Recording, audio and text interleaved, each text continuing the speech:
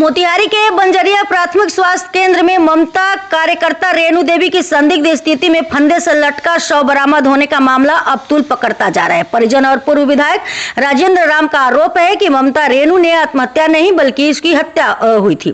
प्रथम दृष्टया देखने से यही प्रतीत होता है। हरसिद्धि के पूर्व विधायक राजेंद्र राम ने प्रेस वार्ता में कहा कि आत्महत्या नहीं बल्कि सुनियोजित हत्या है। शव की स्थिति से यह साफ है कि पहले हत्या की गई और फिर शव को फंदे से लटकाया गया। मृतका का स्थानीय दवा दुकानदारों और अस्पताल के कुछ कर्मचारियों से विवाद चल रहा था। पूर्व विधायक ने मोतिहारी एसपी स्वर्ण प्रभात से विशेष जांच टीम गठित करने की मांग की है।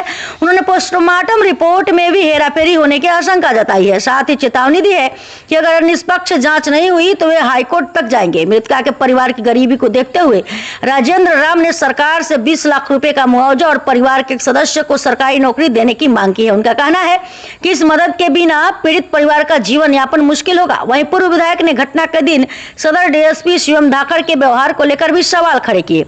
वह ये आरोप लगाया कि एक पुलिस पदाधिकारी ने एक पीड़ित परिवार के प्रति जो संवेदना होनी चाहिए वो उनमें नहीं दिखी। वह उन्होंने बगैर जांच किए उसे आत्महत्या करार दे दिया, जबकि सभी लोगों ने यह देखा कि मृतका का पैर जमीन से सटा हुआ था और उनके दोनों हाथ उनके गर्दन पर बचाव की मुद्रा में था। ऐसे में यह देखने से तो यह प्रतीत होता है कि ये निश्चित रूप से हत्या का मामला है। पुलिस को इस मामले में निष्पक्ष जांच करनी चाहिए। जनप्रतिनिधि से पूछना शुरू कर दे तो जनहित में अच्छा नहीं होगा। और जनहित के मुद्दे पर अगर प्रतिनिधि जाते हैं, कोई सवाल उठता है तो निश्चित तौर पर जो पदाधिकारी हैं वह अगर सही तरीके से समझाने का प्रयास करें तो जो मूक होता है, उग्र होता है, उसको शांत किया जा सकता है जनप्रतिनिधि और पदाधिकारियों के सहयोग से।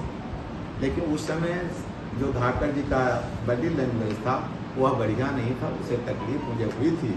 उसके बावजूद हम इन गरीब ममता जो मरी है, बिहार के अंदर ममता दिन रात काम करती है हॉस्पिटल के अंदर, आशा दिन रात काम कर रही है हॉस्पिटल के अंदर, उनके साथ आए दिन घटनाएं घट रही है, लेकिन सरकार उनके मानदेय पर भी ध्यान नहीं दे रही है और उनके परिवार या उनके सुरक्षा की व्यवस्था नहीं कर रही है। बात यह है कि पीएससी है और सुदूर जगह पर है, देहात के अंदर है, और आए दिन जो घटनाएं घट रही है सरकार में लगातार हत्या, बलात्कार, लूट हो रही है।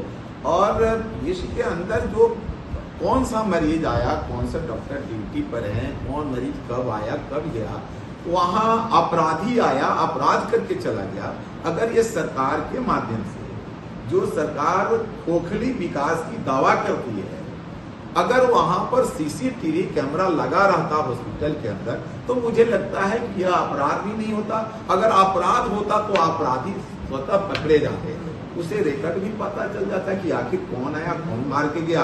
अगर कोई बाहर से नहीं आया तो निश्चित तौर पर वहाँ के जो कर्मी हैं या फिर डॉक्टर हैं उन पर एलिगेशन जाता। और हम तो सुने हैं कि उस जो पोस्टमार्टम रिपोर्ट है उस पर भी संदेहात्मक बातें आई है।